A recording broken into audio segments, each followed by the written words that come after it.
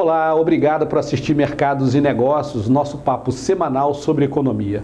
Hoje o nosso convidado é o professor Ednilson Felipe, da Universidade Federal do Espírito Santo. Ele fecha o nosso ciclo de conversas com as universidades e faculdades de Economia e Administração sobre o momento da economia brasileira. Professor, obrigado por sua presença aqui em Mercados e Negócios. Eu que agradeço. Professor, para começar, a pergunta básica: qual a análise que o senhor faz desse momento econômico que a gente está atravessando? Então, a gente tem que olhar para a economia por várias faces, né? Não dá para pegar a economia e achar que ela é uma coisa só. Na verdade, a economia é composta por vários elementos diferentes e hoje esses elementos estão apontando para caminhos diferentes, né? Então, a gente tem o seguinte: tem uma questão de um cenário macroeconômico e de uma economia brasileira que ela está dando os primeiros sinais de recuperação. Então, a gente tem câmbio estabilizado, né, em torno de 3,30, 3,35 por aí. As contas externas estão dando sinais de melhora. A gente tem uma estabilidade do nível de investimento baixo, mas estável. A gente tem uma pequena recuperação no nível de emprego, né?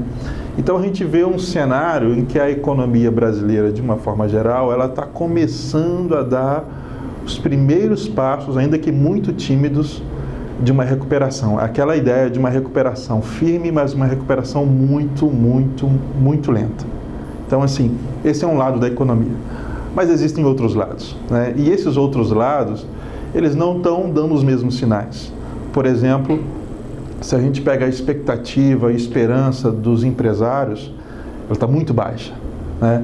E isso vai influenciar fortemente o nível de investimento. Então, o investimento na economia, que é uma análise importante, ele continua muito baixo, continua sem perspectiva. Por quê? Porque ele depende muito da confiança do empresário. E o empresário está com um nível de confiança muito baixo. A gente vê também o nível do consumidor. Pelo lado do consumidor também, o nível está muito baixo, aquela ideia de confiança do consumidor. Porque é o seguinte: o consumidor ele deseja comprar, mas ele compra quando há algum grau de certeza, quando ele tem segurança do emprego, quando ele tem segurança da renda dele, aí ele vai decidir comprar. Se ele não tem essa segurança, ele adia a compra, assim como o empresário adia o investimento. Então, essas faces da economia ainda estão muito ruins, né? E a gente tem uma outra face, que é a análise das contas públicas, que também estão com déficit e com desafios muito grandes, né? Então, assim, uma parte da economia mostra algum nível de recuperação, mas tem tantas outras partes que ainda estão com os dados muito depressivos, né? E que não apontam para uma recuperação no curto prazo. Ou seja, a economia ela não está balanceada, a economia tem faces de recuperação, mas ao mesmo tempo ela está carregando faces de depressão e de desafios muito grandes para ser vencidos ainda. O senhor falou aí dos gastos públicos, né, uma das facetas da economia. Quer dizer, como é que se houver essa questão dos gastos públicos, né? O 139 bilhões de déficit aí que está projetado para esse orçamento, né, de 2017, o governo aumentando cada vez os gastos em algumas áreas, não conseguindo resolver. Como é que se houver essa questão do gasto que o governo faz do dinheiro público? Então, na verdade, assim, o gasto público ele é muito engessado, né? Na verdade, o governo ele tem que gastar em algumas áreas e ele tem que direcionar o que ele tem para áreas específicas. A parte que o governo tem de que ele pode usar livremente é muito baixa. Isso quer dizer que ele não tem muita opção, né? Então, ele já carrega isso ao longo do tempo, ele não tem muita opção de gasto. Só poderia haver uma melhora do gasto, da qualidade do gasto público, se fizesse uma reforma da forma de o governo gastar. E isso não está no horizonte, não está no horizonte. O que está no horizonte desse discurso, inclusive é um discurso que na economia tem ganhado espaço, essa ideia de que o poder fiscal do governo para influenciar a economia como um todo, aponta-se para a seguinte coisa: o governo hoje, do jeito que o gasto é engessado, a única coisa que ele consegue fazer é aumentar ou diminuir o gasto. A única coisa que ele consegue fazer é que, se o gasto estiver aumentando, ele arrecadar mais. Mas ele não consegue, pela nossa estrutura hoje, dividir isso realocar isso, ele não consegue fazer. Mais quantidade do que qualidade, é isso que você está dizendo? Mais quantidade do que qualidade. Não por vontade. Vontade de alterar os gastos, eles têm. O problema todo é que existe um engessamento, desde a Constituição de 88, o engessamento em que os gastos públicos são alocados necessariamente e obrigatoriamente em algumas rúbricas. E não dá para tirar dali e carregar para outro lugar com facilidade. E a gente tem um outro problema, que é aquela questão do teto que foi aprovada. Então, assim, o governo ele balancear esse problema do teto com o problema da qualidade do gasto, essa realocação dos gastos, é uma coisa que não dá para ser feita hoje ainda. Então, o que o governo tem que mirar hoje? A única forma dele fechar a conta ou é diminuindo o gasto ou é aumentando a receita. Não tem tantas outras opções. E nesse sentido é um desafio, né? Porque um déficit de 139, 140, já chegou a 170 bilhões, não se resolve isso com facilidade. A gente tinha uma perspectiva de que alguma melhora na conta pública poderia vir para 2018, mas isso já está estendendo para frente. Agora a perspectiva é que 2018 a gente tenha déficit público e que lá só para 2020 ou 2021 a gente consiga equilibrar melhor as contas públicas. Diante dessa situação, qual a importância das reformas de previdência e trabalhistas que estão andando por aí?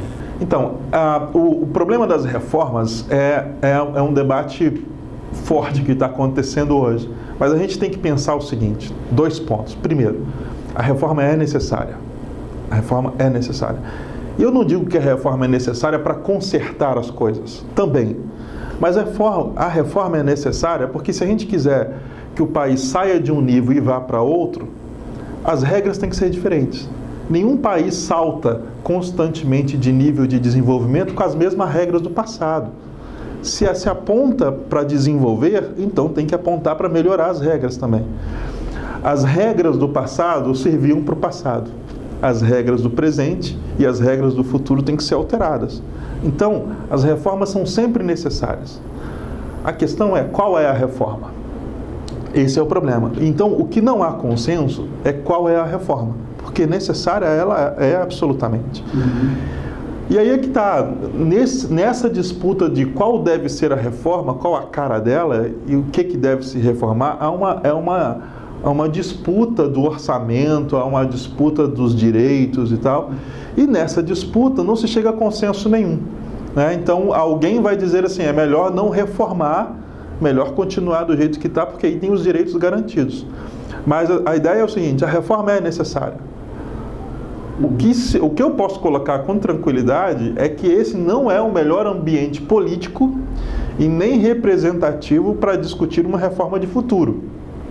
Pode ser que ela aconteça, que algumas reformas aconteçam, mas elas vão ter um fôlego de curto prazo, porque elas não são frutos de consenso. Então, assim, se reformar... Precisar reformar a reforma. Vai precisar reformar novamente. Porque, a não ser que ela seja fruto de consenso, né, e não de barganha, se ela for fruto de barganha, o horizonte de validade dela é muito baixo, muito pequeno. Então, faz-se uma reforma agora e daqui a 10 anos tem que fazer outra. Por quê? Porque ela é fruto de barganha e não de consenso. E esse momento que a gente vive, esse momento político, ele está muito longe de algum tipo de consenso. Essa é a ideia. Mas que a reforma é necessária, a reforma é necessária. Com relação às taxas de juros, o que está se perguntando é por que a gente tem taxas de juros tão altas durante tanto tempo e por que não é possível ter uma taxa de juros que atenda, que seja razoável comparado com outros países do mundo? Fundamentalmente porque a gente tem no Brasil uma decisão lá de 99 que atrelou a taxa de juros ao controle da inflação. Não é um modelo que seja único, mas é um modelo muito usado no mundo, mas não é único. E o Brasil aderiu a ele lá em 99, quando precisou fazer acordos internacionais. Então, qual a ideia desse modelo?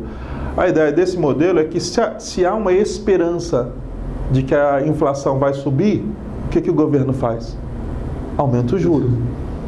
Então, o juro fica muito em função do comportamento da inflação, né? Então, se a inflação está cedendo, a inflação está caindo, aí o governo pode baixar os juros. Mas se a inflação está subindo, o governo vai e aumenta os juros. Então, o juro ele não tem um componente explicativo nele mesmo, ele está muito atrelado ao comportamento da inflação e dos preços. E nós não temos estabilidade de preços no Brasil. Nós não temos estabilidade de preços. Então, enquanto não houver essa estabilidade de preços, porque os custos aumentam muito, né? Enquanto a gente não tiver essa estabilidade de preços dentro de um modelo que atrela juro ao preço, a gente vai ficar assim. Agora, por exemplo, como a inflação está baixa, né? A inflação está caindo agora para o menor nível da década. A meta de inflação caindo para 4%. Quando faz isso, então isso abre margem para o governo baixar a taxa de juros. Mas acontece alguma coisa e os preços sobem, o governo vai de novo. Mas essa taxa de juros que ele está baixando já é absurdamente alta, quer dizer, abaixa 0,25 num negócio que é um elefante. Já é absurdamente alta. Se a gente pegar os juros reais, a gente está com juros reais muito elevados ainda, um dos maiores do mundo, né? Então, assim, essa forma desse modelo que a gente adotou de atrelar uma coisa à outra, de novo, é um modelo muito usado no mundo, mas no Brasil os preços são muito instáveis, né? Vou fazer uma pergunta maluca aqui para o senhor. Eu assumi o Banco Central e chego lá e taxa de juros agora é 0. O que acontece com o Brasil? Se você fizer isso, você tem que assumir uma inflação batendo lá 15%, 20%. Não tem jeito, né? Porque no Brasil é o seguinte, existe uma demanda ainda muito represada, né? Então, assim, dá crédito para o consumidor que ele compra. Mesmo que ele sabe que o orçamento dele vai estourar, né? Mesmo que ele sabe que o cartão de crédito dele vai estourar, dá crédito que ele compra. Então, e as taxas de juros baixas significariam mais crédito, né? Mais crédito, mais dinheiro rolando. Se tem mais dinheiro, as pessoas vão gastar mais e isso vai elevar os preços para cima. Então, assim, no Brasil a gente tem ainda muito disso, né? As pessoas compram porque tem crédito, mesmo que isso lá na frente estoure o orçamento dele. Essa política de metas de inflação, então, o senhor concorda com ela ou o senhor não concorda que tem que estabelecer uma meta para a inflação? A meta de inflação é interessante. A meta é necessária porque ela dá uma visão do objetivo de controle do preço. Olha, o meu objetivo é esse, né? Então, é um modelo que é muito bom, é bom de ser usado.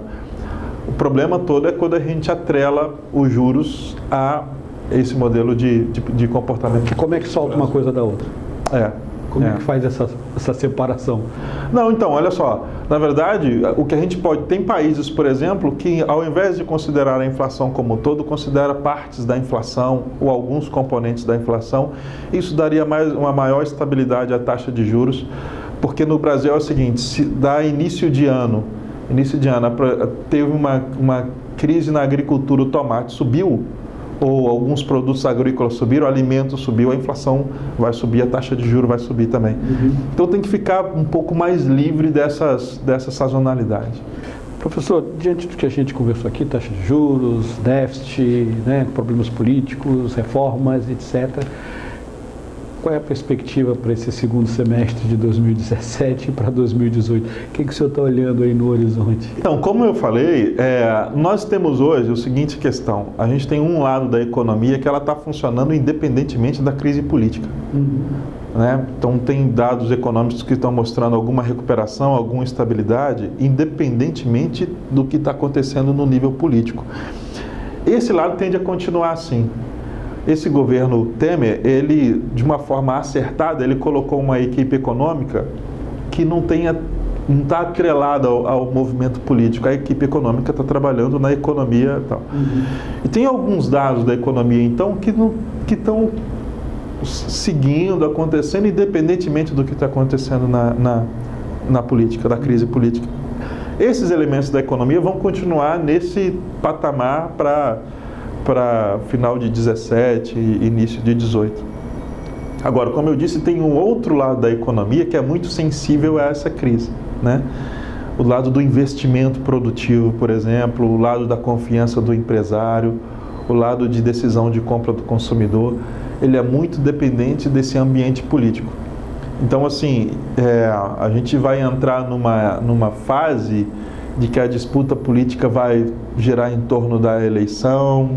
Então a gente vai passar por um tempo em que nada se decide ou que as coisas se decidem levando em consideração aquela questão de de não aparecer ruim nas disputas políticas e tal.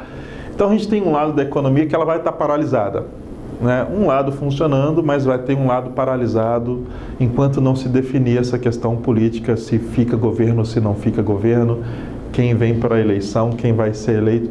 Nós vamos ficar com o lado da economia paralisado, infelizmente. Professor, eu queria agradecer a sua participação aqui em Mercados e Negócios. Ok, eu que agradeço o convite e nós estamos abertos a novas conversas. Tá ok, obrigado. Tá bom? Obrigado por assistir Mercados e Negócios. A gente volta na próxima semana com uma nova entrevista. Mercados e Negócios, traduzindo o economês para o português.